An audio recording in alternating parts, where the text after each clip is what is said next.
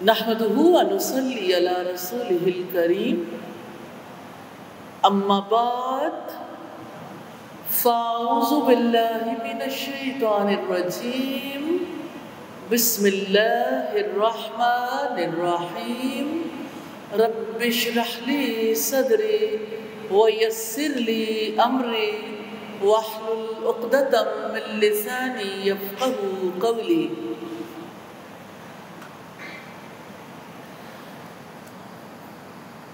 وہ بھی کیا دور تھا جب یمن کے بادشاہ نے یہ ارادہ کیا تھا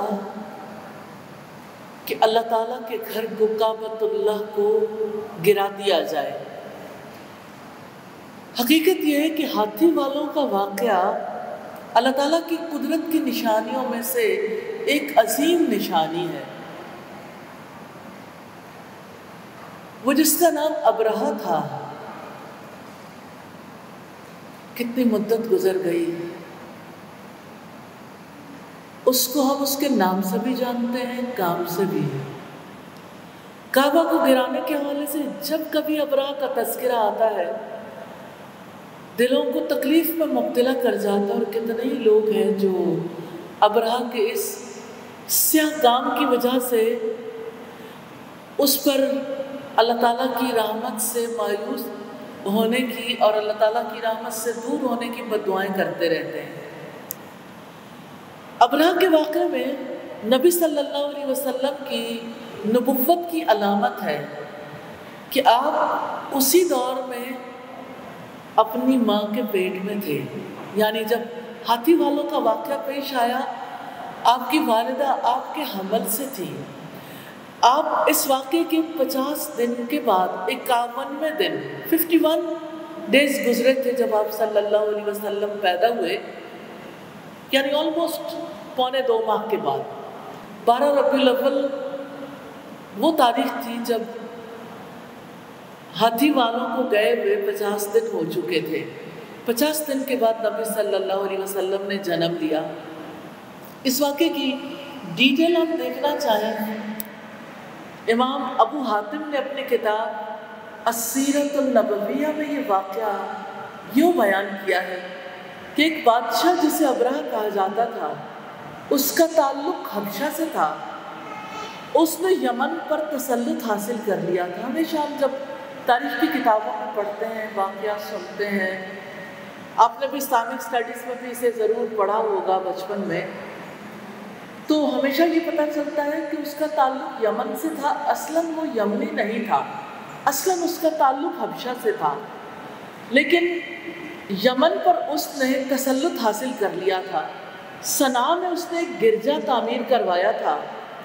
اس کا منصوبہ یہ تھا کہ عربوں کے حج کا رخ صنعاء کی طرف پھیر دے، اس گرجے کی طرف پھیر دے، جس کا نام ذو نفر تھا۔ اپنی وفادار قوم کو لے کر ابرہہ مقابلے کے لیے نکلا، مگر اسے شکست کا سامنا کرنا پڑا۔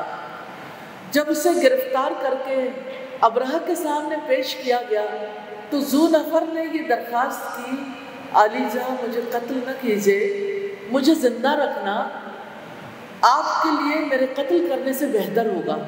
چنانچہ ابرہہ نے اسے قتل کرنے کی بجائے اپنی قید میں رکھ لیا۔ پھر ابرہہ کعبے کی جانب روانہ ہوا۔ جب خصم قبائل کے پاس پہنچا تو نفیل بن حبیب خصمی نے کچھ یمنی قبائل کو اپنے ساتھ ملا کر اس سے جنگ کی، مگر ابرہہ نے انہیں شکست سے دوچار کیا اور نفیل بن حبیب کو گرفتار کر لیا۔ نفیل نے بھی ابرہہ سے درخواست کی کہ مجھے قتل نہ کرنا، میں عرب کی سرزمین سے واقف ہوں، میں تمہارے کام آؤں گا۔ آپ امیجن کیجیے اس دور میں سڑکیں کیسی ہوں گی، راستے کیسے ہوں گے، ایک جگہ سے دوسری جگہ پہنچنا کتنا ڈیفیکلٹ ہوگا۔ راستوں سے، قبائل سے، مزاج سے، ناواقفیت کی بنیاد پر لوگ بہت زیادہ پریشان ہو جاتے تھے۔ خیر، ابرہہ نے اس کی بات سنی، اسے یہ بات بہت پسند آئی کہ اس کی قوم اس کی فرما بردار تھی۔ اس نے کہا کہ میرا ان پر کنٹرول ہے، اگر آپ نے مجھے قتل نہ کیا تو میں انہیں آپ کے ساتھ جنگ کرنے سے باز رکھوں گا۔ کیا ایسا ہو سکتا ہے کہ پلیز آپ مجلس میں بیٹھیں اور آپ اس طرح سے پاؤں اوپر کر کے نہ بیٹھیے؟ جی، اور ٹیک لگا کے بھی نہ بیٹھیے پلیز، آپ ینگ ہیں۔ میں تمام خواتین سے یہ بات نہیں کہہ رہی، خاص طور پر یوتھ سے، کہ جب آپ کسی جگہ بیٹھتے ہو علم کی مجلس میں تو اس کے اپنے آداب ہوتے ہیں اور آداب کا خیال رکھنا چاہیے۔ یہ تہذیب کے وہ تقاضے ہیں جو ہمیں ہمارے تعلیمی اداروں میں بھی سکھائے جاتے ہیں، ہمارے گھروں میں بھی، اور اسی طرح سے جو تقاضے ہمیں ہمارے نبی محمد صلی اللہ علیہ وسلم نے بھی سکھائے۔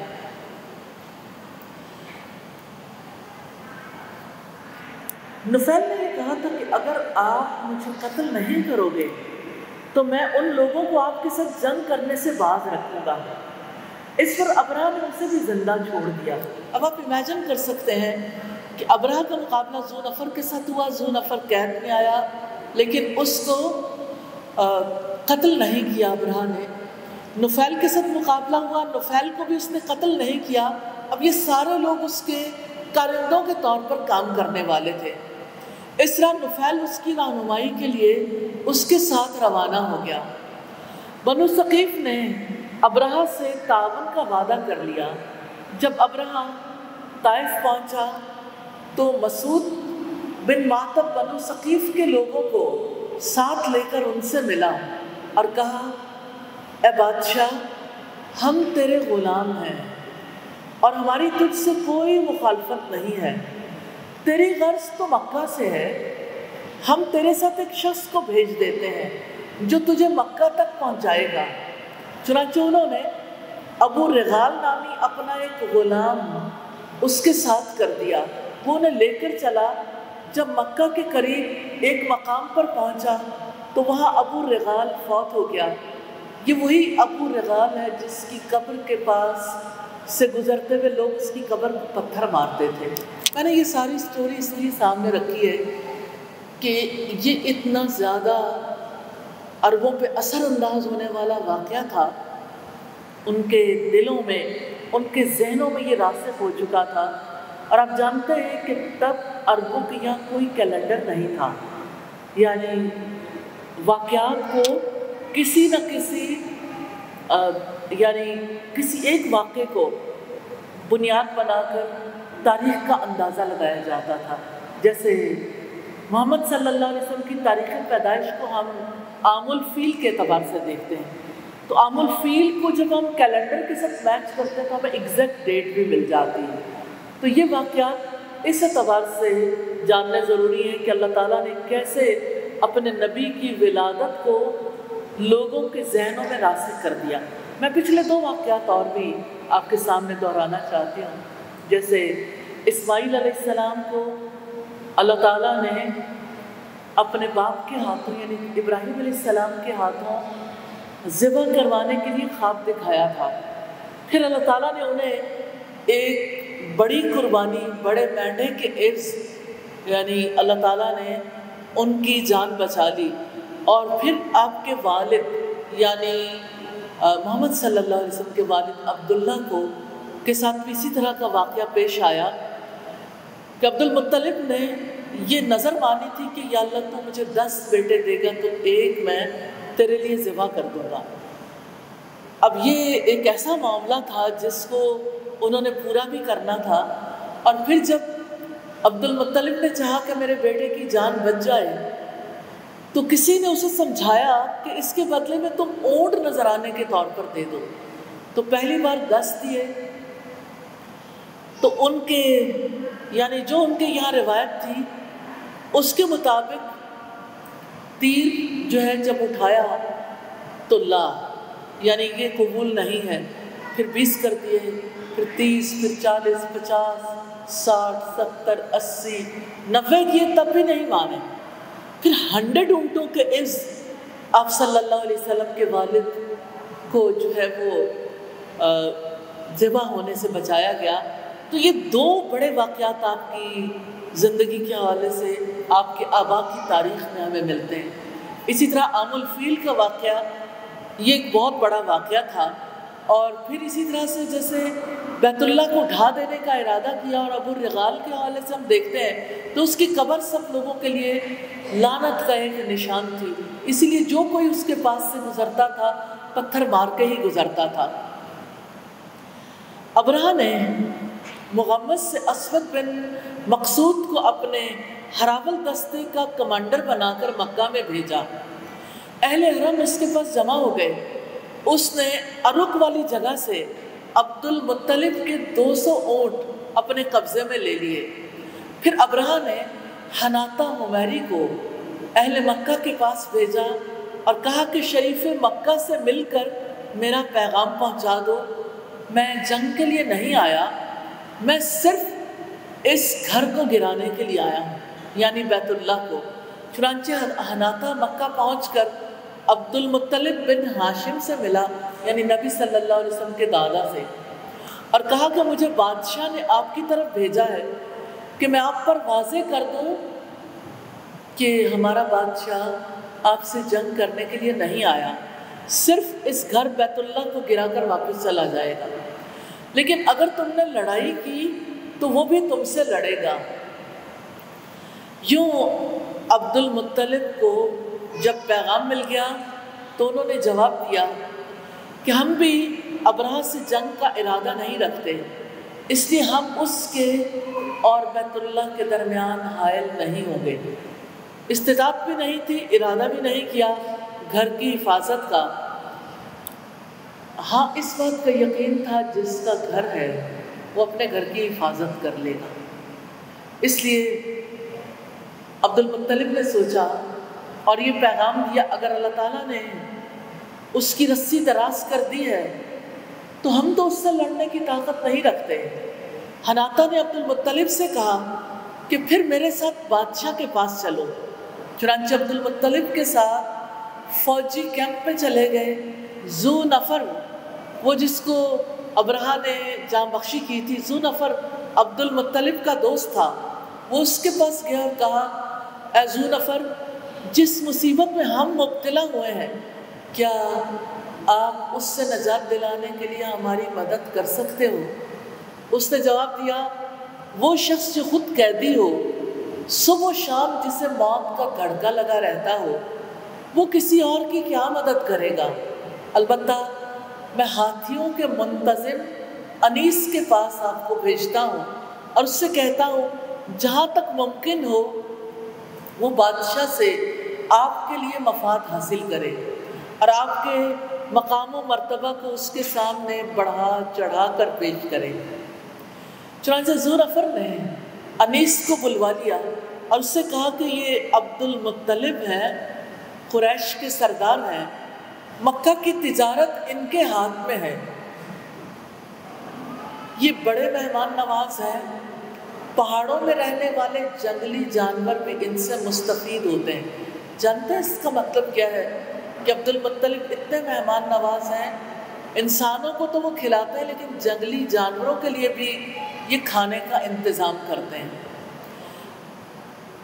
اس نے یہ کہا کہ تمہارے بادشاہ نے ان کے 200 اونٹ چھین لیے ہیں، یہ میرا دوست ہے، اگر تم ان سے انہیں کوئی فائدہ پہنچا سکتے ہو تو ضرور پہنچا دو۔ انیس فوراً ابرہہ کے پاس گیا اور جا کر کہا اے بادشاہ سلامت، یہ عبد المطلب ہے، قریش کا سردار ہے، مکہ کا بہت بڑا تاجر ہے، اس قدر مہمان نواز ہے کہ جہاں عام لوگ اس سے فائدہ اٹھاتے ہیں وہاں پہاڑوں میں رہنے والے جانور بھی اس سے فیضیاب ہوتے ہیں۔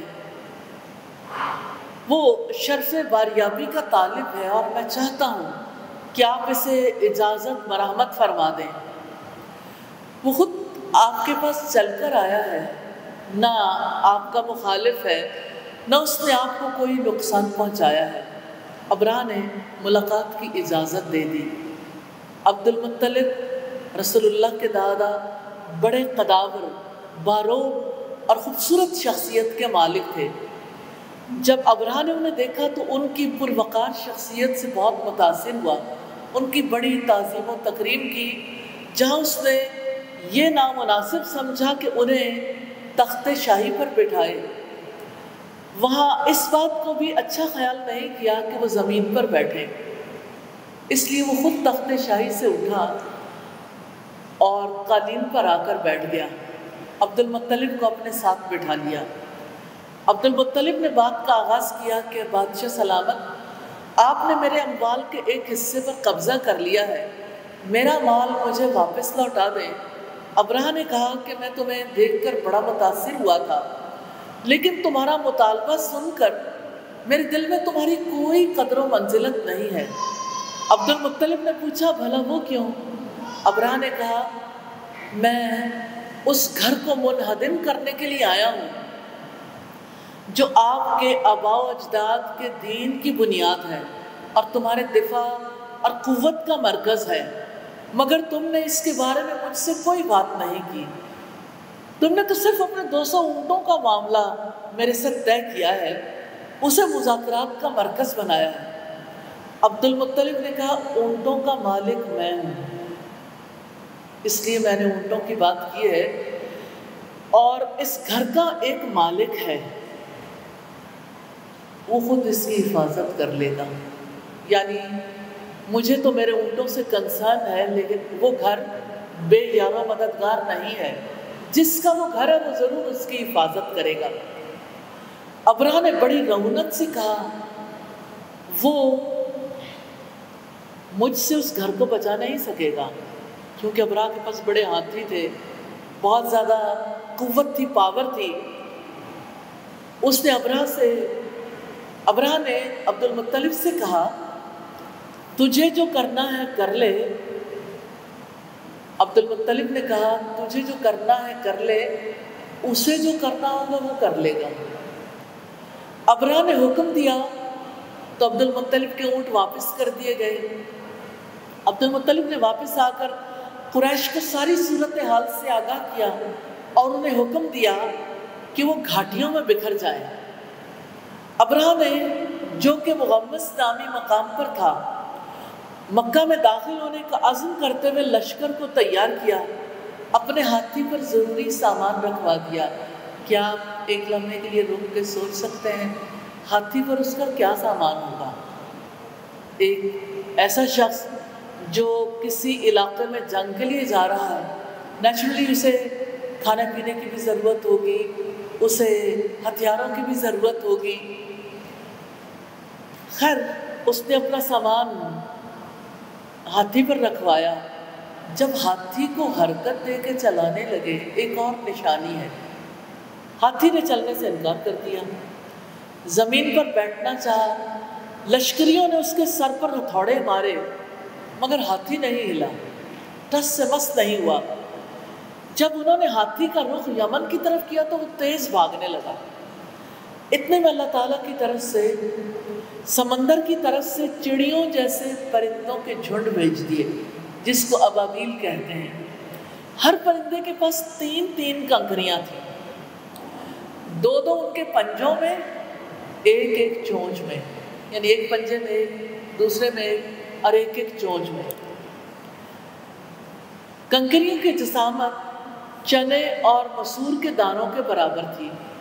پرندے ان کے اوپر سے گزرتے ہوئے کنکریاں گراتے چلے گئے، جس کو بھی وہ کنکری لگتی وہی ہلاک ہو جاتا۔ اس طرح فوج کے کافی سپاہی مارے گئے، جو بچ گئے انہوں نے واپس بھاگنا شروع کر دیا۔ یہی وہ واقعہ ہے جس کا ذکر سورہ الفیل میں ہمیں ملتا ہے۔ ابرہہ کے لشکریوں نے بھاگنا شروع کر دیا، ہر جگہ کوئی نہ کوئی مر کر گر جاتا۔ اللہ تعالیٰ نے ابرہہ کے جسم میں ایک ایسی بیماری پیدا کر دی جس سے اس کا پور پور گرنے لگا۔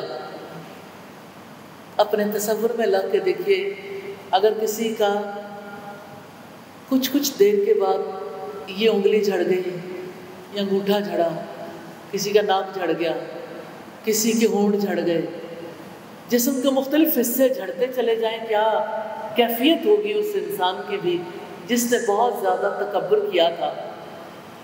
جب بھی کوئی پور گرتا تھا، یعنی جسم کا کوئی حصہ، تو اس کے جسم سے خون اور پیپ رسنا شروع ہو جاتا تھا۔ جب وہ اپنے بچے کچھ ساتھیوں کے ساتھ یمن میں پہنچا تو چوزے کی طرح ہو چکا تھا، بہت چھوٹا سا رہ گیا تھا۔ اسی حالت میں وہ وفات پا گیا۔ امام ابن تیمیہ فرماتے ہیں کہ واقع اصحاب الفیل نبی کریم صلی اللہ علیہ وسلم کی پیدائش کے سال میں ہوا، اور عام الفیل 570 ہجری کے 570 عیسوی کے مطابق ہے۔ تو یوں ہمیں پتہ چلتا ہے کہ 50 دن پہلے سارے لوگوں کو جھنجھوڑ دیا گیا تھا۔ پورے مکہ میں، عرب میں ایک ہلچل تھی۔ یمن سے آتے ہوئے لشکری بڑے موڈ میں آئے تھے، بڑے مزاج کے ساتھ آئے تھے، لیکن جب واپس گئے تو راستے میں ہی مر مر کر گرتے رہے، اور ابرہہ چند افراد جو پہنچے عبرت کا نشان بن گئے۔ 50 دن کے بعد دنیا کی تاریخ کا سب سے اہم واقعہ، دنیا کا عظیم ترین انسان، وہ جس نے اس دنیا میں بھی نام پیدا کرنا تھا، وہ جس نے آخرت میں بھی تمام انسانوں میں نمبر 1 ہونا تھا، اس کے بارے میں اللہ تعالیٰ نے طے کر رکھا تھا کہ وہ خاتم النبیین ہوں گے۔ محمد صلی اللہ علیہ وسلم 9 ربیع الاول یا 12 ربیع الاول کو عام الفیل میں پیدا ہوئے۔ 9 ربیع الاول کے بعد قاضی سلمان منصور پوری نے، جن کی کتاب انعام یافتہ ہے اور پوری ورلڈ میں بہت زیادہ اتھینٹک بک سمجھی جاتی ہے، ان کی نئی ریسرچ نے یہ بتایا کہ وہ 9 ربیع الاول تھا جب آپ صلی اللہ علیہ وسلم پیدا ہوئے۔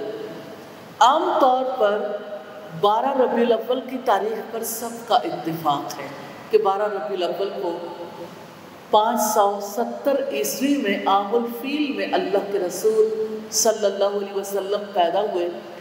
عیسوی کیلنڈر کے مطابق وہ اپریل کی 22 تاریخ تھی اور 571 عیسوی کا سال تھا۔ نبی صلی اللہ علیہ وسلم کی پیدائش کی اطلاع جب آپ کے دادا عبد المطلب کو ملی تو آپ صلی اللہ علیہ وسلم کو لے کر بیت اللہ تشریف لے گئے۔ وہاں انہوں نے اللہ تعالیٰ کا شکر ادا کیا اور آپ صلی اللہ علیہ وسلم کے لیے دعا کی۔ آپ کی پیدائش کا 7واں دن تھا۔ آپ کے دادا عبد المطلب نے آپ کا عقیقہ کیا۔ عقیقہ جو اسلام میں ہے یہ عربوں کی روایت تھی۔ اس تقریب میں قریش کے سب لوگ شریک ہوئے۔ اس موقع پر آپ کے دادا نے آپ کا نام محمد رکھا۔ قریش کے لیے یہ نام اجنبی تھا۔ قریش کے لوگوں نے عبد المطلب سے پوچھا نامانوس نام کیوں رکھا ہے؟ انہوں نے جواب دیا تاکہ ساری دنیا میں میرے بیٹے کی تعریف کی جائے۔ اللہ اکبر۔ مسبب الاسباب نے دادا کے دل میں یہ بات ڈالی تھی کہ اتنا یونیک نام رکھیں، اور محمد کا مطلب ہے جس کی سب سے زیادہ تعریف کی جائے۔ سبحان اللہ۔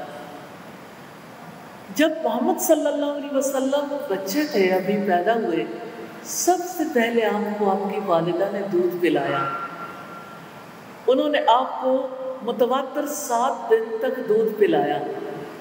ابتدائی دنوں میں ابو لہب کی لونڈی سویبہ نے بھی آپ کو دودھ پلایا تھا۔ سویبہ نے ابو سلمہ کے علاوہ نبی صلی اللہ علیہ وسلم کے چچا حمزہ بن عبد المطلب اور عبداللہ بن جوش کو بھی دودھ پلایا تھا۔ رسول اللہ صلی اللہ علیہ وسلم کے ساتھ دودھ پینے میں سویبہ کا بیٹا مسروع بھی شریک تھا۔ آپ کو دودھ پلانے والی عورتوں میں سے سب سے معروف سیدہ حلیمہ سعدیہ ہیں۔ عربوں کے ہاں یہ دستور تھا کہ اپنے بچوں کو طاقتور اور مضبوط اعصاب والا بنانے کے لیے اور عربی زبان کا ذوق پیدا کرنے کے لیے دودھ پلانے والی بدوی عورتوں کے حوالے کر دیتے تھے کہ دیہاتوں میں جائیں گے، اچھی عربی زبان سیکھیں گے اور کھلی فضا میں جسمانی نشو و نما بہتر ہوگی، اور شہری زندگی سے دور ہوں گے تو اس کی وجہ سے ان کے لیے بہت آسانی ہو جائے گی۔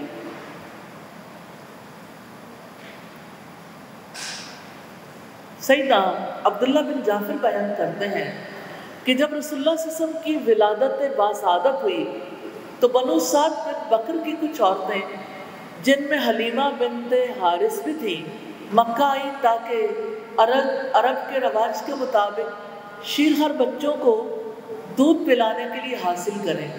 حلیمہ سعدیہ بیان کرتی ہیں کہ میں سب سے پہلے روانہ ہونے والی عورتوں کے ساتھ اپنی سفید گدھی پر سوار ہو کر چلی۔ میرے ساتھ میرے شوہر حارث بن عبدالعزیٰ بھی تھے۔ طویل سفر کی وجہ سے ہماری گدھی کی ٹانگوں پر رسنے والے زخم بن گئے۔ میرے ساتھ ایک عمر رسیدہ اونٹنی بھی تھی جو دودھ کا ایک قطرہ بھی نہیں دیتی تھی۔ زمانہ بھی قحط سالی کا تھا، بھوک کی وجہ سے لوگ بڑی مشکل میں تھے۔ میرے ساتھ میرا بیٹا تھا جو بھوک کی وجہ سے ساری رات نہیں سوتا تھا۔ اسے بہلانے کے لیے میرے پاس کوئی چیز نہیں تھی۔ ہماری کچھ بکریاں تھیں اور ہم امید لگائے بیٹھے تھے بارش ہوگی تو ہمیں خوشحالی نصیب ہوگی۔ یعنی پانی چونکہ زندگی کی بنیاد ہے اور بدوی زندگی میں اس کا بہت زیادہ اثر تھا، تو آپ کو یاد ہوگا سیدہ ہاجرہ بھی پانی کے ختم ہونے کے بعد اپنے بچے کو دودھ نہیں پلا پاتی تھی کیونکہ دودھ خشک ہو گیا تھا پانی کی عدم موجودگی کی وجہ سے۔ کہتی ہیں کہ جب ہم مکہ پہنچے تو ہمارے قافلے کی ہر عورت نے رسول اللہ کو لینا چاہا، مگر اس لیے نہیں لیا کہ وہ یتیم تھے۔ ان کا باپ زندہ ہوتا تو دودھ پلانے والے کی عزت افزائی کرتا اور اسے انعام و اکرام سے نوازتا۔ بچے کی ماں اور چچا اور دادا سے ایسی امیدیں وابستہ نہیں کی جاتی تھی۔ میرے سوا میرے قافلے کی ہر عورت کو کوئی نہ کوئی بچہ رضاعت کے لیے مل گیا۔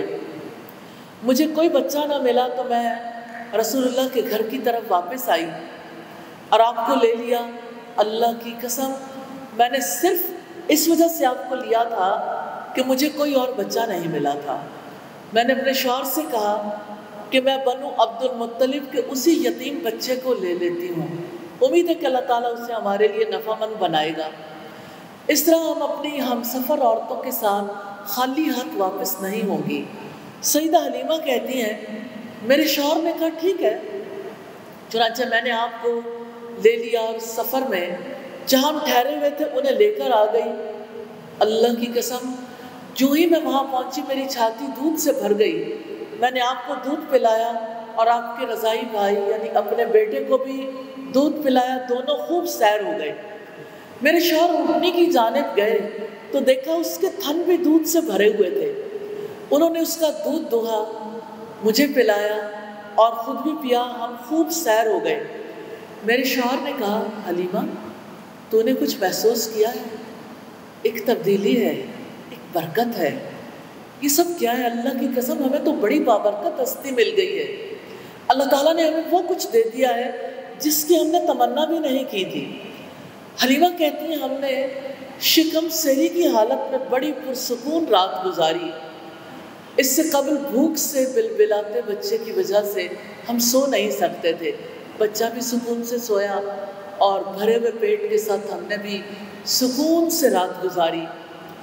صبح ہم اپنی ہم سفر عورتوں کے ساتھ مکہ مکرمہ کے علاقے سے اپنے علاقے کی جانب روانہ ہوئے۔ میں اپنی سفید گدھی پر سوار ہوئی اور آپ صلی اللہ علیہ وسلم کو میں نے اپنی گود میں لے لیا۔ وہ کہتی ہیں گدھی اتنی تیز رفتاری کے ساتھ چلی کہ اس نے سارے قافلے کو پیچھے چھوڑ دیا، حتیٰ کہ سب عورتیں کہنے لگی حلیمہ اسے روکو، کیا یہ وہی گدھی ہے جس پر تو ہمارے ساتھ آئی تھی؟ میں نے کہا ہاں یہ وہی ہے۔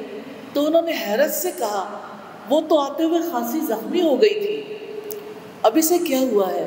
میں نے جواب دیا میں جس بچے کو لے کر اس پر سوار ہوئی ہوں وہ تو بڑا بابرکت ہے۔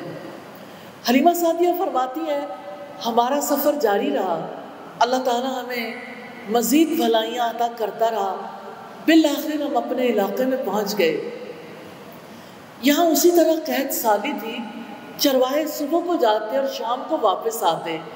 ہمارے قبیلے بنو سعد کی بکریاں بھی بھوکی پیاسی واپس آتی، مگر میری بکریاں جب واپس آتی تھیں تو ان کے پیٹ بھرے ہوئے ہوتے تھے اور تھن دودھ سے لبریز ہوتے تھے. ہم ان کا دودھ دوتے، خوب سیر ہو کر پیتے. قبیلے کے لوگ تعجب سے کہتے بھائی معاملہ کیا ہے؟ حارث بن عبد العزیٰ اور حلیمہ کی بکریاں جب شام کو واپس آتی ہیں تو ان کے پیٹ خوراک سے اور تھن دودھ سے لبریز ہوتے ہیں، جبکہ تمہاری بکریاں بھوکی واپس آتی ہیں. کیا تم اپنی بکریوں کو چرانے کے لیے ساتھ نہیں لے جا سکتے؟ جہاں ان کی بکریاں چرتی ہیں وہاں ہماری بکریاں بھی چریں گی تو ان کو بھی اسی طرح سے پیٹ بھرنے کا موقع ملے گا. چنانچہ وہ اپنی بکریوں کو ہماری بکریوں کے ساتھ لے جاتے، پھر بھی ان کی بکریاں بھوکی واپس آتی اور ہماری بکریاں سیر ہو کے آتی تھیں. حلیمہ سعدیہ نے جان لیا یہ بچہ بڑا غیر معمولی ہے، اور محمد صلی اللہ علیہ وسلم کی نشو و نما بھی بڑی حیران کن تھی. کوئی بچہ بھی اس طرح نشو و نما نہیں پا رہا تھا. عام بچوں کی جس قدر نشو و نما سال بھر میں ہوتی تھی آپ صلی اللہ علیہ وسلم کی دنوں میں ہو جایا کرتی تھی. جب آپ 2 سال کے ہوئے تو ہم دونوں میاں بیوی آپ کو مکہ مکرمہ میں لے آئے. ہم نے آپس میں طے کر لیا تھا کہ حتی الامکان آپ کو خود سے جدا نہیں ہونے دیں گے.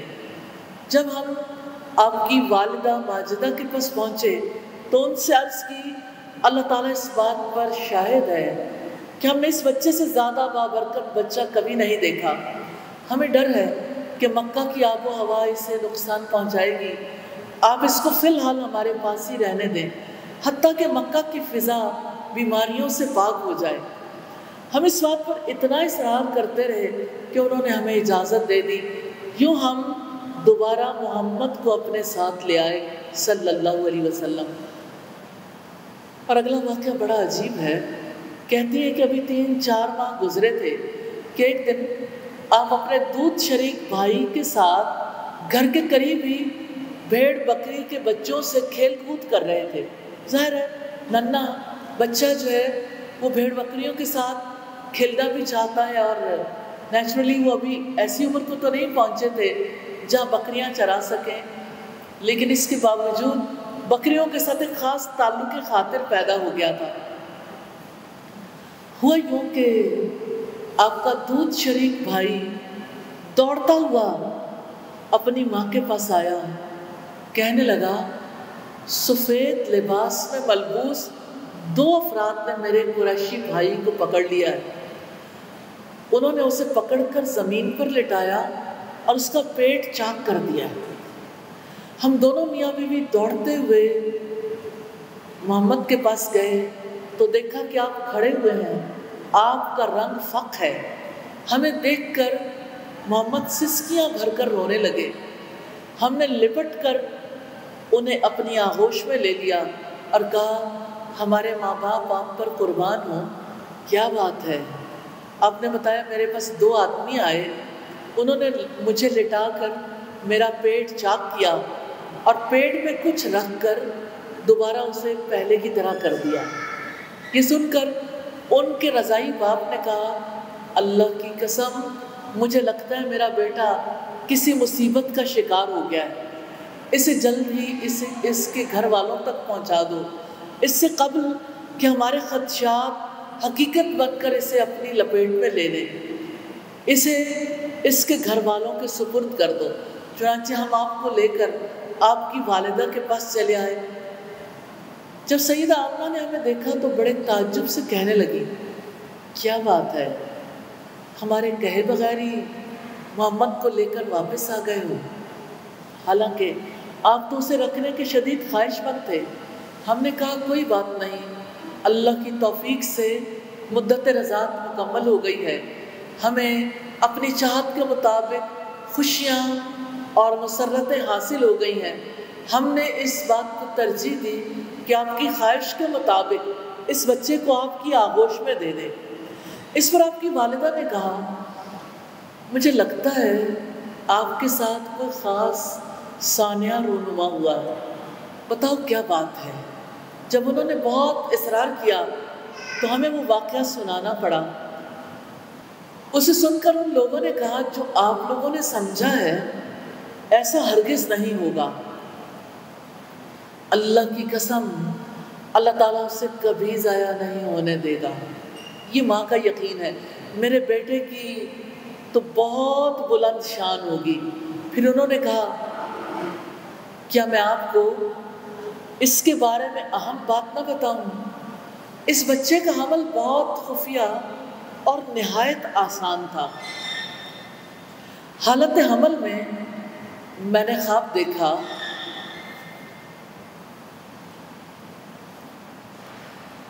کہتی ہیں کہ حالت حمل میں نے خواب دیکھا کہ میرے اندر سے ایک نور نکلا جس سے بصرہ یعنی شام کے اونٹوں کی گردنیں روشن ہو گئیں، یا یہ بات فرمائی کہ بصرہ کے محلات روشن ہو گئے۔ اب آپ دیکھیں سینکڑوں 752 کلومیٹرز کے قریب تو تبوک ہے اور اس سے بھی آگے کا علاقہ ہے، یعنی اتنے طویل علاقے کو پار کر کے وہ روشنی بصرہ کے اونٹوں پر پڑی۔ کہنے لگے پھر جب اس بچے کی ولادت ہوئی تو اس کی ولادت عام بچوں جیسی نہیں تھی۔ یہ بھی بڑی عجیب بات ہے۔ مسند ابی یعلا میں حدیث نمبر 7163 پر اور صحیح ابن حبان میں 6335 پر معجم کبیر طبرانی کی ہے، جس کے والیوم 24 پر 212 پیج سے 215 پر یہ واقعہ نقل کیا گیا ہے کہ آپ صلی اللہ علیہ وسلم کی ولادت عام بچوں جیسی نہیں تھی۔ اس نے یعنی محمد نے اپنے ہاتھ زمین پر رکھ کر اپنا سر آسمان کی جانب اٹھا لیا تھا۔ اب آپ امیجن کر سکتے ہیں کہ بچہ جب پیدا ہوتا ہے تو وہ بے بس ہوتا ہے اور وہ اپنے ہاتھ زمین پر رکھ کر سر نہیں اٹھا سکتا۔ یہ بڑے بچے سے توقع کی جا سکتی ہے، لیکن پیدا ہوتے ہی ایسی کیفیت تھی، اور یہ واقعہ ان کی ماں کو حیرت میں مبتلا کر گیا۔ کہنے لگی بہرحال آپ لوگ اسے لے آئے ہو تو اسے چھوڑ جاؤ۔ یہ کہہ کر انہوں نے اس بچے کو ہم سے لے لیا اور ہم واپس چلے آئے۔ آپ صلی اللہ علیہ وسلم کو جن خواتین نے دودھ پلایا تھا ان میں سے ایک ام ایمن تھی، جن کا نام برکہ تھا اور ان کا تعلق حبشہ سے تھا۔ سیدہ ام ایمن آپ کے والد عبداللہ کی خادمہ تھی۔ انہوں نے نبی صلی اللہ علیہ وسلم کی پرورش کی۔ آپ کو انہوں نے دودھ نہیں پلایا لیکن پرورش کرنا ثابت ہے۔ رسول اللہ صلی اللہ علیہ وسلم جب بڑے ہوئے تو آپ نے ام ایمن کو آزاد کر دیا اور ان کا نکاح سیدنا زید بن حارثہ سے کر دیا۔ سیدہ ام ایمن کا انتقال نبی کریم صلی اللہ علیہ وسلم کی وفات کے 5 ماہ کے بعد ہوا۔ مکہ واپسی کے بعد آپ اپنے دادا کی سایہ شفقت اور والدہ محترمہ کی محبت بھری آغوش میں پرورش پاتے رہے۔ جب آپ کی عمر 6 برس کی ہوئی تو آپ کی والدہ آپ کو مدینہ لے گئی، جہاں آپ کا ننیال تھا اور والد محترم عبداللہ کی قبر بھی تھی۔ اس سفر میں آپ کے دادا عبد المطلب اور سیدہ ام ایمن بھی ہمراہ تھی۔ مدینہ سے واپسی پر ابوا نامی جگہ پر آپ کی والدہ کی طبیعت خراب ہو گئی اور وہ وفات پا گئی۔ انہیں ابوا میں دفن کر دیا گیا۔ محمد رسول اللہ صلی اللہ علیہ وسلم کے والد کی وفات آپ کی پیدائش سے چند ماہ پہلے ہو گئی تھی۔ اب والدہ کا سایہ بھی اٹھ گیا۔ آپ کے دادا عبد المطلب کے لیے کعبہ میں مسند بچھائی جاتی تھی۔ ان کے سارے بیٹے اس مسند کے ارد گرد بیٹھ جاتے تھے، لیکن جو مسند بچھائی جاتی تھی اس پر کسی کی جرت نہیں تھی کہ کوئی بیٹھ سکے۔ جب عبد المطلب تشریف لاتے تھے تو وہ اپنی مسند پر بیٹھ جاتے تھے۔ ان کے ادب و احترام کے پیش نظر ان کا کوئی بیٹا مسند پر نہیں بیٹھتا تھا، لیکن رسول اللہ صلی اللہ علیہ وسلم تشریف لاتے تو عبد المطلب کے ساتھ ہی مسند پر بیٹھ جاتے تھے۔ آپ صلی اللہ علیہ وسلم کم عمر تھے، لہٰذا آپ کے کئی چچا آپ کو پکڑ کر مسند سے اتارنے کی کوشش کرتے تھے، لیکن جب عبد المطلب دیکھتے تو وہ کہتے تھے میرے اس بیٹے کو یہیں چھوڑ دو، واللہ اس کی شان نرالی ہے، پھر انہیں اپنے ساتھ مسند پر بٹھا لیتے تھے، آپ کی کمر پر شفقت سے ہاتھ پھیرتے اور آپ کی نقل و حرکت کو دیکھ کر بہت خوش ہوتے تھے۔ آپ صلی اللہ علیہ وسلم جو کچھ بھی کرتے، دادا آپ کو دیکھ دیکھ کر نہال ہوتے تھے۔ نبی کریم صلی اللہ علیہ وسلم کی عمر 8 برس کی ہوئی تو آپ کے دادا عبد المطلب بھی وفات پا گئے۔ اس صدمے کا آپ کی ذات پر بڑا گہرا اثر ہوا۔ عبد المطلب کا جنازہ اٹھا تو نبی صلی اللہ علیہ وسلم بھی ساتھ تھے، مہربان دادا کی جدائی میں رو رہے تھے۔ ننھے محمد کے آنسو اور دل کا غم آپ اسے تصور میں لا سکتے ہیں۔ باپ تو پیدائش سے پہلے ہی دنیا سے چلے گئے تھے، ماں کا بھی انتقال ہو گیا، اب دادا تھے آخری امید، اور دادا کا بھی انتقال ہو گیا۔ آپ نے یہ جاں گداز صدمہ بڑے صبر و تحمل سے جھیلا، جس طرح سے اپنی ماں کی وفات کو آپ نے برداشت کیا تھا، اسی طرح سے اس صدمے کو بھی جھیل گئے۔ عبد المطلب کے انتقال کے بعد نبی صلی اللہ علیہ وسلم کی نگہداشت کی ذمہ داری آپ کے چچا زبیر اور ابو طالب کے ذمہ تھی۔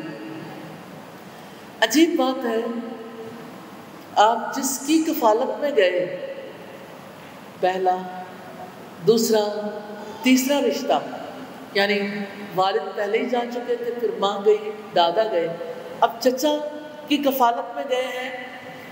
2 چچا آپ کے کفیل تھے، ابو طالب اور زبیر۔ زبیر کی بھی وفات ہو گئی۔ آپ کی کفالت کی سعادت آپ کے چچا ابو طالب کے حصے میں آئی۔ ابو طالب کے مالی حالات اچھے نہیں تھے، آپ نے ان کی تنگ دستی دیکھ کر ان کا ہاتھ بٹانے کا فیصلہ کر لیا۔ اب بنو سعد میں بکریاں چرانے کی تربیت تو حاصل کر چکے تھے، اب وہ تربیت کام آئی، آپ نے اجرت پر بکریاں چرانی شروع کر دی۔ یوں یہ گھرانہ برکتوں سے مالا مال ہونے لگا۔ آپ کی ذات کی برکتوں کا کھلا مشاہدہ کھانے کے وقت پر ہوتا تھا۔ آپ کے چچا کے گھرانے کے لوگ آپ کی عدم موجودگی میں کھانا کھاتے تو کھا لینے کے باوجود بھوکے رہتے، اور آپ کی موجودگی میں خوب سیر ہو کر کھاتے تھے۔ اسی لیے ابو طالب آپ سے کہا کرتے تھے، اِنَّكَ لَمُبَارَكٌ، آپ بہت برکت والے ہو، آپ بڑے باعث برکت ہو۔ محمد صلی اللہ علیہ وسلم کا بچپن نہایت شاندار تھا۔ آپ کا سونا جاگنا، کھانا پینا، پہننا اوڑھنا، اٹھنا بیٹھنا، نشست و برخاست، گفتگو، چہرے کے تاثرات، میل ملاقات، معاشرتی تعلقات، عمر میں بڑوں کا ادب، لوگوں سے شائستگی کا برتاؤ، عمر میں چھوٹے لوگوں کا لحاظ، غرض آپ کی شخصیت باقی بچوں کے مقابلے میں بڑی ممتاز نظر آتی تھی۔ اگر ہم دیکھنا چاہیں کہ بچپن میں ننھے محمد کا سونا جاگنا کیسا تھا، آپ سوتے جاگتے ہر حال میں صاف ستھرے، شگفتہ و شاداب نظر آتے تھے، یعنی آپ اپنے بارے میں بڑے کانشیس تھے۔ عام بچے سو کر اٹھتے تو ان کے چہرے کملائے ہوئے ہوتے تھے، بکھرے بال، مدی ہوئی آنکھیں ہوتے تو آپ کا چہرہ تر و تازہ ہوتا تھا، یعنی آپ اٹھنے کے فوراً بعد یوں کملائے ہوئے چہرے کے ساتھ لوگوں کے درمیان نہیں رہتے تھے، کیونکہ اسمائل آپ کا خاصا تھی، اور یہ اسمائل لوگوں کو بہت زیادہ اٹریکٹ بھی کرتی تھی، نبوت سے پہلے بھی اور نبوت کے بعد بھی۔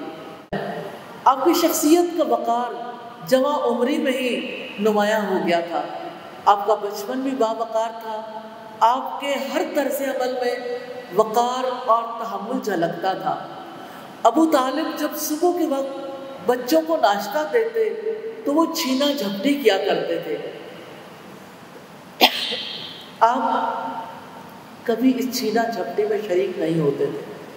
ہمارے یہاں لوگ بچے یہ سمجھتے ہیں کہ یہی انجوائمنٹ ہے، بڑے ہی سمجھتے ہیں کہ یہ اچھا پہلو نہیں ہے شخصیت کا۔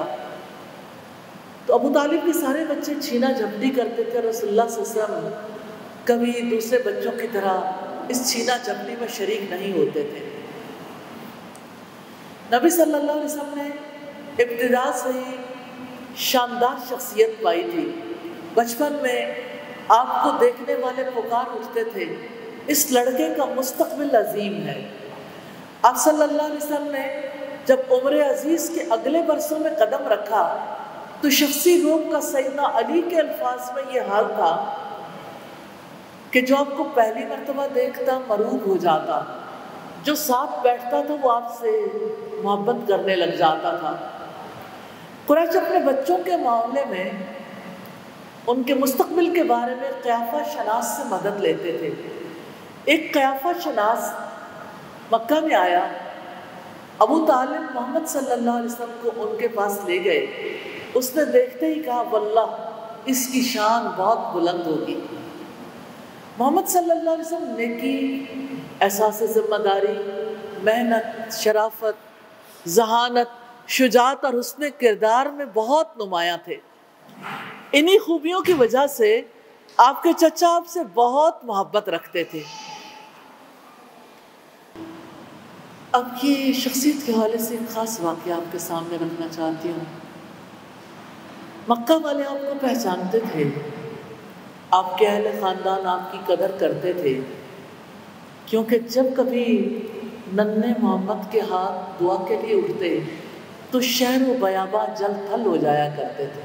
یعنی عرب کی سرزمین میں بارشیں کم ہوتی تھیں اور رسول اللہ جب بھی دعا کرتے تھے تو اس کی وجہ سے بارش ہو جایا کرتی تھی۔ اور آپ کے چچا نے ایک بار دعا کی کعبہ میں لے جا کر، تو آپ کا واسطہ دے کر دعا کی تو بارش برسنے لگی۔ ایک واقعہ آپ کے سامنے رکھنا چاہتی ہوں۔ مکہ میں لوگ قحط سے دوچار ہو گئے تھے۔ ابو طالب نے ننھے محمد کا ہاتھ پکڑ کر ان کی کمر کعبہ کے ساتھ لگا دی تھی۔ ننھے محمد نے خوبصورت ہاتھ دعا کے لیے اٹھائے تو بادل کا کوئی ٹکڑا نہیں تھا۔ جو ہی آپ نے دعا شروع کی ہر طرف بادل منڈلانے لگے، ایسی بارش ہوئی کہ شہر و بیاباں جل تھل ہو گئے۔ ابو طالب نے نبی صلی اللہ علیہ وسلم کی مدح میں اسی واقعے کی طرف اشارہ کرتے ہوئے کہا وَأَبْيَضَ يُسْتَسْقَى الْغَمَامُ بِوَجْهِهِ سِمَالُ الْيَتَامَى عِصْمَةٌ لِلْأَرَامِلِ، وہ گورے مکھڑے والا جس کے روئے زیبا کے ذریعے سے بارش کی دعائیں کی جاتی ہیں، وہ یتیموں کا سہارا اور بیواؤں کی آبرو کا محافظ ہے۔ مجھے کچھ عرصہ پہلے جب عبدالستار ایدھی کا انتقال ہوا تو لوگوں نے بہت زیادہ اس پہ اپنے جذبات کا اظہار کیا اور محبت کی اور عقیدت کی شدت میں کچھ لوگوں نے اللہ کے رسول صلی اللہ علیہ وسلم کی شان میں گستاخیاں بھی کی۔ جیسے ایک میسج جو بہت زیادہ وائرل ہوا تھا وہ یہ کہ محمد صلی اللہ علیہ وسلم نے تو بیواؤں سے شادیاں کی تھی اور عبدالستار ایدھی نے بیواؤں کی خدمت کی ہے۔ اب آپ محمد صلی اللہ علیہ وسلم کے بچپن کی بات دیکھیے کہ ان کے چچا کہتے ہیں کہ وہ یتیموں کا سہارا، بیواؤں کی آبرو کا محافظ ہے۔ اس سے آپ نبی صلی اللہ علیہ وسلم کی شخصیت اور کردار کے بارے میں اندازہ لگا سکتے ہیں کہ آپ کس طرح کے انسان تھے۔ عربوں کے یہاں بھیڑ بکریاں چرانا محض غریبوں کا کام نہیں تھا، شرفاء اور امراء کے بچے بھی بکریاں چراتے تھے۔ جب آپ اپنے چچا کی معاشی مدد کے لیے نکلے تو جہاں بانی کی تربیت ہوئی، چرواہا صبر و تحمل سے کام لیتا ہے، چرواہا خدمت کرتا ہے، نسل بڑھانے کا انتظام کرتا ہے، چرواہا حفاظت کرتا ہے، چرواہا جانوروں کے قریب رہتا ہے، چرواہا تنگ دل نہیں ہوتا، چرواہا تکبر اور غرور سے پاک ہوتا ہے، چرواہے میں عاجزی اور انکساری ہوتی ہے، چرواہا بہادر ہوتا ہے، بھیڑ بکریوں کی حفاظت کے لیے جنگلی درندوں تک سے مقابلہ کرتا ہے، چرواہا شفیق اور رحیم ہوتا ہے، چرواہا محنت سے روزی کماتا ہے، چرواہے کے مزاج میں متانت، سنجیدگی اور ٹھہراؤ ہوتا ہے۔ حقیقت یہ کہ آپ کی شاندار شخصیت میں غلہ بانی کی تربیت کا بہت زیادہ دخل تھا۔ اور میں اس وقت آپ سے یہ بھی کہنا چاہتی ہوں کہ سارے انبیاء نے بکریاں چرائی تھیں۔ ریلی بکریاں چرانے والا حقیقی مینجمنٹ سیکھتا ہے۔ کیونکہ انسانوں کو سکھانا آسان ہے، بکریاں تو آپ کے دائرے میں ہی نہیں رہتی. جو بکریاں چرانا سیکھ لیتا ہے اسے ٹیم ورک آ جاتا ہے، انسانوں کے ساتھ معاملہ کرنا آ جاتا ہے. محمد رسول اللہ صلی اللہ علیہ وسلم کے چچا تاجر تھے، تجارت کے سلسلے میں شام جانے لگے تو محمد صلی اللہ علیہ وسلم نے بھی ساتھ جانے کا اشتیاق ظاہر کیا. آپ کی عمر 12 سال 2 ماہ اور 10 دن تھی جب آپ اپنے چچا ابو طالب کے ساتھ قریش کے ایک تجارتی قافلے کے ہمراہ شام کے سفر پر نکلے. قریش کا تجارتی قافلہ بصرہ پہنچا جو حران کا مرکزی شہر ہے. اس علاقے میں ایک راہب رہتا تھا جس کا نام جرجیس تھا، لیکن وہ بحیرہ کے لقب سے معروف تھا. قریش کا قافلہ وہاں ٹھہرا تو راہب خلاف معمول گرجا سے باہر آیا. اس کی نظر محمد صلی اللہ علیہ وسلم پر پڑی تو اس نے آگے بڑھ کر آپ کا ہاتھ تھام لیا اور کہنے لگا، ھذا سید للعالمین، یہ جہانوں کے سردار ہیں. ھذا رسول رب العالمین، یہ رب العالمین کے رسول ہیں. اللہ تعالیٰ انہیں تمام جہانوں کے لیے رحمت بنا کر مبعوث فرمائے گا. قریش کے بڑوں نے پوچھا، آپ کو یہ بات کہاں سے پتہ چلی کہ یہ اللہ کے رسول بنیں گے؟ تو اس نے بتایا، جس وقت آپ لوگ گھاٹی سے نکلے، سارے درخت اور پتھر ان کے لیے سجدہ ریز ہو گئے. یہ کسی نبی ہی کے لیے سجدہ ریز ہو سکتے ہیں. میں انہیں مہر نبوت سے بھی پہچانتا ہوں. یہ آپ کے شانے کی نچلی جانب سیب کی طرح ہے. راہ واپس گیا اور پورے قافلے کے لیے دعوت کا اہتمام کیا. بحیرہ نے ابو طالب سے پوچھا، اس بچے سے تمہارا کیا رشتہ ہے؟ انہوں نے کہا، یہ میرا بیٹا ہے. بحیرہ نے کہا، یہ تمہارا بیٹا نہیں ہو سکتا، اس لڑکے کے باپ کو زندہ نہیں ہونا چاہیے. جب ابو طالب نے بتایا کہ آپ کے والد کا انتقال ہو چکا ہے تو بحیرہ نے کہا، اپنے بھتیجے کو لے کر اپنے وطن واپس چلے جاؤ، یہودیوں سے اس کی حفاظت کرو. اللہ کی قسم اگر انہوں نے اسے پہچان لیا تو وہ ضرور اس کو نقصان پہنچانے کی کوشش کریں گے. اس طرح ابو طالب نے آپ کو واپس روانہ کر دیا. تو پہلی کتابوں میں آپ کا جو تذکرہ ملتا ہے اس کی وجہ سے یہودی اور عیسائی آپ کو پہچانتے تھے، اور قرآن حکیم میں اس کا تذکرہ ملتا ہے کہ وہ آپ کو یوں پہچانتے ہیں جیسے اپنے بیٹوں کو پہچانتے ہیں، بلکہ اس سے بھی بڑھ کر. یوں نبی صلی اللہ علیہ وسلم کی عمر آگے بڑھتی رہی. آپ کی عمر تقریباً 15 برس کی تھی جب قبائلی جھگڑے کی بنا پر قریش اور بنو قیس کے درمیان جنگ چھڑ گئی. اس جنگ کو حرب فجار کہا جاتا ہے، اور اسے جنگ فجار اس لیے کہا جاتا ہے کہ حرمت والے مہینوں میں لڑی گئی. ان جنگوں کی تعداد 4 ہے. نبی صلی اللہ علیہ وسلم نے آخری جنگ فجار میں شرکت کی. ابن اسحاق کہتے ہیں کہ محمد صلی اللہ علیہ وسلم لڑکپن سے جوانی کے مرحلے میں اس طرح داخل ہوئے کہ اللہ تعالیٰ آپ کی نگرانی کر رہا تھا تاکہ جاہلیت کی کوئی گندگی آپ کو نہ لگ سکے. آپ بلوغت کو پہنچے تو آپ کے اخلاق سب سے کریم تھے، سب سے زیادہ شریف اور سنجیدہ انسان کی حیثیت سے آپ مشہور ہو چکے تھے. کسی کو آپ سے بد کلامی یا وعدہ خلافی کا تجربہ کبھی نہیں ہوا تھا، حتیٰ کہ آپ امین مشہور ہو گئے. محمد صلی اللہ علیہ وسلم نے بچپن سے سچائی کو اپنا شعار بنایا تھا. آپ نے کبھی جھوٹ نہیں بولا، اس لیے لوگ آپ کو صادق اور امین کہنے لگے. نبوت کا اعلان کرتے وقت رسول اللہ نے اپنے مخاطبوں سے اپنی صداقت کے بارے میں گواہی طلب کی تو سب نے بیک زبان جواب دیا، ما جربنا علیک الا صدقا، ہم نے آپ سے سچائی کے سوا کسی چیز کا تجربہ نہیں کیا. جب بھی آپ کو آزمایا ہمیشہ آپ کو سچائی پایا. دور جاہلیت میں جب ابو سفیان آپ کے بدترین دشمن تھے، ہرقل کی طلبی پر اس کے دربار میں گئے. ہرقل نے ان سے پوچھا کہ کیا آپ لوگوں نے نبوت کا دعویٰ کرنے سے پہلے ان پر کبھی جھوٹ کی تہمت لگائی ہے؟ ابو سفیان نے جواب دیا کبھی نہیں۔ محمد صلی اللہ علیہ وسلم حیا کے اونچے درجے پر فائز تھے۔ عربوں کے یہاں حیا کا کم ہی خیال رکھا جاتا تھا۔ ننگے نہانا عام بات تھی، عریاں حالت میں کعبے کا طواف کرتے تھے، ایک دوسرے کے سامنے قضائے حاجت کے لیے بیٹھ جاتے تھے اور فحش باتیں کرتے تھے۔ اس ماحول میں محمد صلی اللہ علیہ وسلم ایک کماری لڑکی سے بھی زیادہ حیا والے تھے۔ رسول اللہ صلی اللہ علیہ وسلم کے بارے میں صحیح بخاری کی روایت ہے کہ آپ پردہ نشین لڑکیوں سے بھی زیادہ شرمیلے تھے۔ نبی صلی اللہ علیہ وسلم زندگی کے ابتدائی دور سے ہی حیا کے اونچے درجے پر فائز تھے۔ سیدنا جابر بن عبداللہ انصاری سے روایت ہے کہ نبی صلی اللہ علیہ وسلم تعمیر کعبہ کے لیے قریش کے ساتھ پتھر ڈھو رہے تھے۔ اس وقت آپ تہبند باندھے ہوئے تھے۔ آپ کے چچا عباس نے کہا، بھتیجے کیوں نہیں تم تہبند کھول دیتے اور اسے پتھر کے نیچے اپنے کاندھے کے اوپر رکھ لیتے تاکہ تمہارے لیے آسانی ہو جائے۔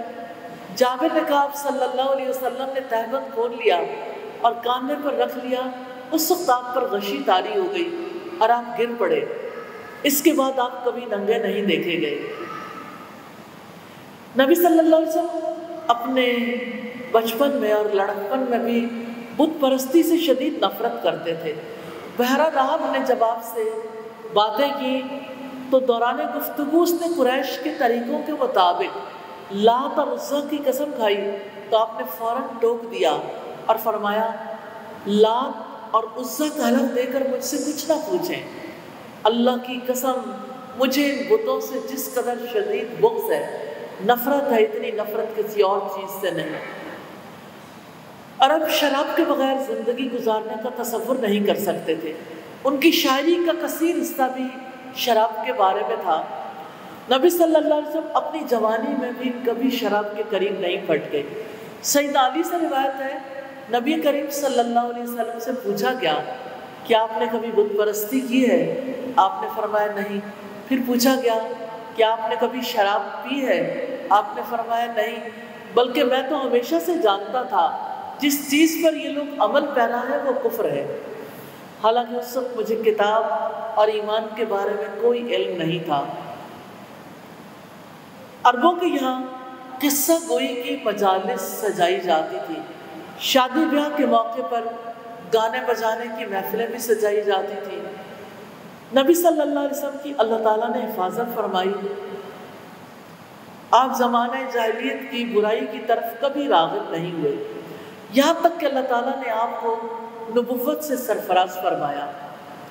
قریش سے پہلے بنو جرہم نے مظلوموں کی حمایت کے لیے ایک انجمن بنائی۔ اس کام میں 3 افراد پیش تھے، تینوں کے ناموں میں فضل کا مادہ مشترک تھا۔ اسی وجہ سے قریش نے جب اس سے ملتا جلتا معاہدہ کیا تو اس کا نام حلف الفضول رکھ دیا۔ اس معاہدے کا مقصد لوٹ کھسوٹ اور ظلم سے روکنا تھا۔ اس معاہدے میں نبی صلی اللہ علیہ وسلم بھی شریک ہوئے تھے۔